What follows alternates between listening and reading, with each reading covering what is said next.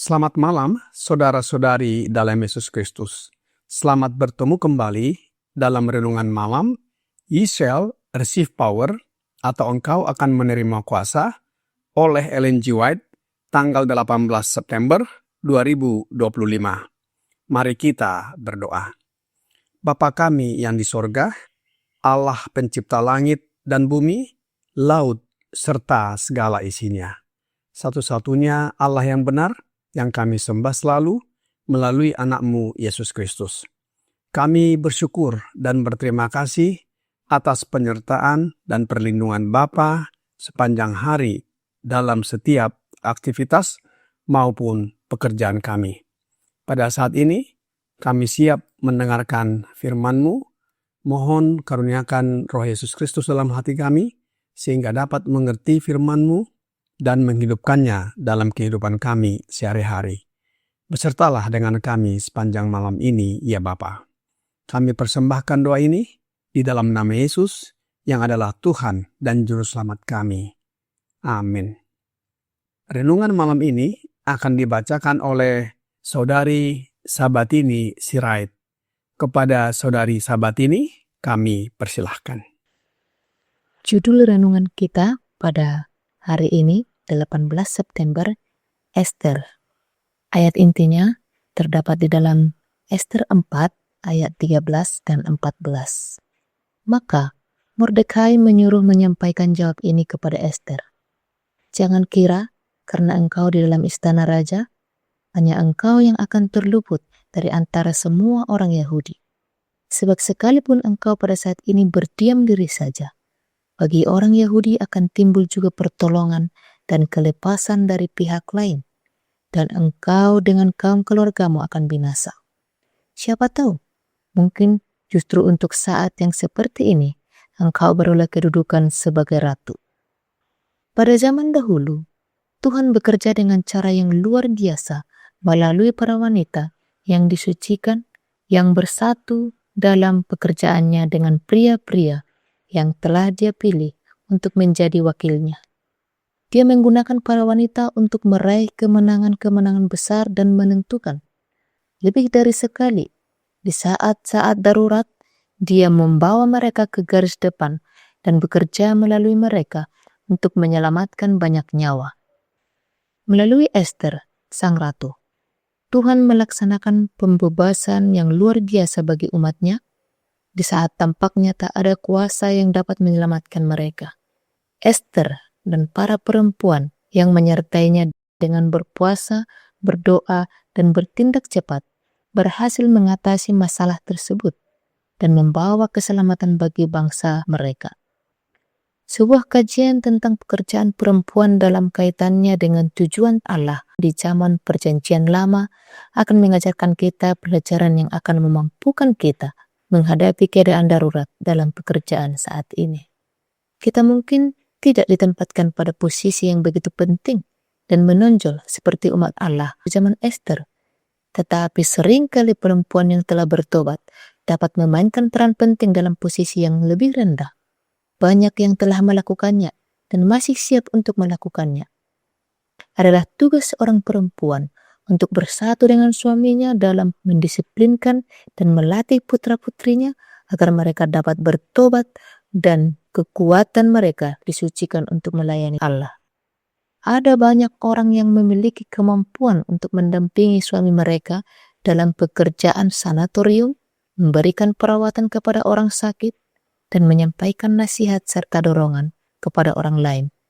Ada orang-orang yang harus mencari pendidikan yang akan mempersiapkan mereka untuk berperan sebagai dokter. Amin. Terima kasih atas penata layanan Saudari Sabatini. Tuhan Yesus memberkati. Kisah Ester dalam Alkitab sesuai dengan namanya menjadi pelajaran yang penting bagi kita umat Tuhan di zaman sekarang ini, di mana pertentangan antara kebaikan dan kejahatan dikemukakan. Dalam kisah Ester ini diceritakan seorang dari bangsa Agag bernama Haman panas hati kepada Mordekai dan bermaksud membunuhnya dan juga bangsa Yahudi secara keseluruhan. Apa latar belakang sehingga Haman ingin membunuh Mordekai dan seluruh bangsa Yahudi? Alkitab di dalam buku Ester 3 ayat 5 dan 6 berkata, ketika Haman melihat bahwa Mordekai tidak berlutut dan sujud kepadanya, maka sangat panaslah hati Haman. Tetapi ia menganggap dirinya terlalu hina untuk membunuh hanya Mordekai saja, karena orang telah memberitahukan kepadanya kebangsaan Mordekai itu. Jadi, Haman mencari ikhtiar memunahkan semua orang Yahudi, yakni bangsa Mordekai itu, di seluruh kerajaan Ahasiweros. Mengapa Haman panas hati dan merasa terhina? Di dalam buku Ester pasal 3 ayat 1-4 menceritakan bahwa Haman diangkat oleh Raja Persia, putra Hamedata dari keturunan Agag, raja bangsa Amalek yang seharusnya dibunuh oleh Raja Saul, sebagaimana dalam 1 Samuel pasal 15. Memerintahkan semua orang untuk tunduk dan sujud kepadanya. Namun Mordekai menolak untuk tunduk dan sujud kepada Haman, karena Mordekai adalah seorang Yahudi yang hanya tunduk dan sujud kepada satu-satunya Allah yang benar, sesuai dengan perintah Tuhan di dalam Keluaran 20 ayat 5. Panas hati dan merasa terhina memicu Haman untuk membunuh Mordekai dan seluruh bangsa Yahudi. Padahal Mordekai tidak menyakiti Haman. Inilah upaya setan untuk menggagalkan rencana Allah, agar semua orang tunduk dan sujud kepada manusia yang jahat, yang adalah agen-agennya. Roh nubuat di dalam Daughters of God atau Putri-Putri Allah, halaman 46, paragraf 2 berkata, melalui Haman, orang Agag, seorang pria yang tidak bermoral dan memiliki wewenang tinggi di Medo Persia, setan bekerja pada masa ini untuk menggagalkan rencana Allah. Haman menyimpan dendam yang mendalam terhadap Mordekai, seorang Yahudi. Mordekai tidak menyakiti Haman, tetapi hanya menolak untuk menunjukkan rasa hormat yang penuh hormat. Apa upaya yang dilakukan oleh Haman? Haman menyusun rencana matang agar raja menyetujui untuk membunuh bukan hanya Mordekai, tetapi semua orang Yahudi. Haman memberitahu raja bahwa orang-orang Yahudi tidak mematuhi hukum raja. Karena itu, raja membiarkan Haman membuat hukum baru. Pada suatu hari tertentu, semua orang Yahudi akan dibunuh. Kita bisa baca dalam Ester pasal 3 ayat 8-11 dan juga ayat 13. Akhirnya, raja mengeluarkan dekret untuk membunuh orang-orang Yahudi di seluruh Medo Persia. Lebih lanjut, dalam buku yang sama, paragraf 3 berkata, tertipu oleh pernyataan palsu Haman, Ahasiweros terdorong untuk mengeluarkan dekret yang mengatur pembantaian semua orang Yahudi yang tersebar dan tercerai-berai di antara rakyat di semua provinsi kerajaan Medo Persia.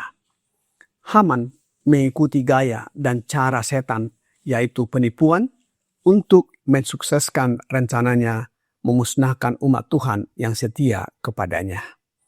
Apa yang dilakukan oleh Mordekai setelah mendengar dekret Raja Medo Persia ini?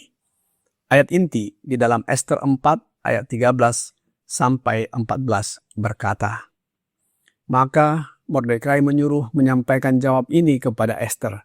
Jangan kira karena engkau di dalam istana raja, hanya engkau yang akan terluput dari antara semua orang Yahudi.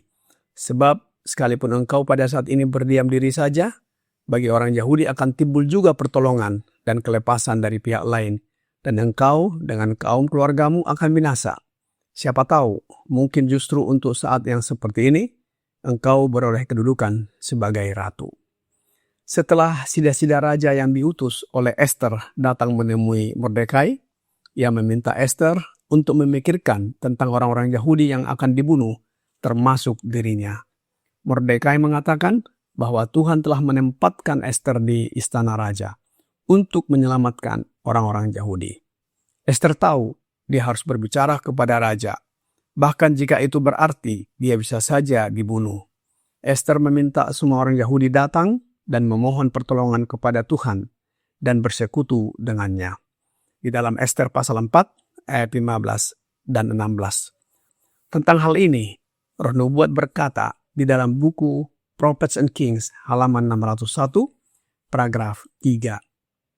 Krisis yang dihadapi Ester menuntut tindakan yang cepat dan sungguh-sungguh. Tetapi baik ia maupun Mordekai menyadari bahwa kecuali Allah bekerja dengan dahsyat bagi mereka, usaha mereka sendiri tidak akan ada gunanya. Maka Ester meluangkan waktu untuk bersekutu dengan Allah, sumber kekuatannya. Masih dalam paragraf yang sama, Ester menyuruh Mordekai dan bangsa Yahudi untuk berpuasa. Pergilah, perintahnya kepada Mordekai. Kumpulkan semua orang Yahudi yang hadir di Susan, dan berpuasalah untukku. Dan jangan makan atau minum 3 hari, baik malam maupun siang. Aku dan dayang-dayangku perempuan juga akan berpuasa seperti ini. Dan dengan demikian, aku akan menghadap raja yang tidak sesuai dengan hukum Taurat, dan jika aku mati, biarlah aku mati. Satu-satunya pertolongan ialah dari Tuhan, yang menjadikan langit dan bumi, sebagaimana Daud berkata di dalam Mazmur 121 ayat 2. Dialah yang disembah oleh Mordekai dan Ester. Tidak ada Allah lain selain Dia. Iman sejati bukan hanya percaya, tetapi percaya di dalam Allah dan juga berani bertindak walau ada risiko. Ester mendahului tindakannya dengan puasa dan doa, bukan dengan nekat. Apa hasilnya? Ester secara strategis mengatur 2 jamuan makan untuk membangun kepercayaan dengan raja sebelum mengungkapkan permintaannya. Pada jamuan kedua, ia mengungkapkan identitasnya sebagai orang Yahudi dan memberitahu raja tentang rencana jahat Haman untuk membunuhnya beserta bangsanya. Raja marah dan menghukum Haman. Kita bisa baca dalam Ester pasal 5-7. Apa yang dilakukan raja terhadap Haman? Alkitab di dalam Ester 7 ayat 10 berkata, kemudian Haman disulahkan pada tiang yang didirikannya untuk Mordekai, maka surutlah panas hati raja. Saudara-saudari dalam Yesus Kristus, akhirnya tindakan Haman berujung pada dirinya sendiri yang merencanakan untuk menyulahkan Mordekai. Inilah hasil daripada panas hati yang disertai dengan rencana jahat. Dalam renungan malam ini, Israel Receive Power, halaman 270, paragraf 2 berkata, melalui Ester, Sang Ratu, Tuhan melaksanakan pembebasan yang luar biasa bagi umatnya. Di saat tampaknya tak ada kuasa yang dapat menyelamatkan mereka, Ester dan para perempuan yang menyertainya dengan berpuasa, berdoa, dan bertindak cepat berhasil mengatasi masalah tersebut dan membawa keselamatan bagi bangsa mereka. Saudara-saudari dalam Yesus Kristus, bangsa Yahudi akhirnya luput dari pembantaian massal dan menang dari upaya setan melalui Haman. Setan dikalahkan. Kemenangan ini kemudian ditetapkan sebagai Hari Raya Purim yang masih dirayakan oleh orang Yahudi sampai sekarang sebagai peringatan akan penyelamatan Tuhan. Bisa kita baca dalam Ester 9 ayat 20-28. Pelajaran penting bagi kita umat Allah. Apa yang dirancang musuh untuk kejatuhan kita bisa berubah menjadi kemenangan oleh kuasanya. Hanya dengan kuasa Allah kita bisa memperoleh kemenangan. Oleh sebab itu, tetaplah setia hanya menyembah satu-satunya Allah yang benar, yaitu Allah Bapa melalui anaknya Yesus Kristus. Kiranya renungan malam ini menjadi pembaruan bagi kita. Tuhan Yesus memberkati. Mari kita berdoa. Bapa kami yang di sorga, kami bersyukur dan berterima kasih atas firman yang sudah kami dengarkan malam ini. Ajarlah kami untuk tidak diam ketika Bapa memanggil kami untuk menyampaikan kabar kemurahan bagi dunia ini, yaitu pekabaran 3 malaikat. Berikan kami iman seperti Ester yang berdoa, berpuasa, berani, dan bertindak demi kemuliaan-Mu. Gunakanlah kami di tempat masing-masing untuk melakukan pekerjaan-Mu. Oleh sebab itu ya Bapa, Mohon karuniakan Roh Yesus Kristus dalam hidup kami, agar kami lebih giat lagi dan tabiat kami diubahkan menjadi sama dengan tabiat Yesus, serta siap untuk menantikan kedatangan Yesus yang kedua kali. Banyak dosa dan pelanggaran yang kami lakukan ya Bapa, ampunilah kami. Kami persembahkan doa ini hanya melalui anak-Mu, Yesus Kristus yang adalah Tuhan dan Juru Selamat kami. Amin.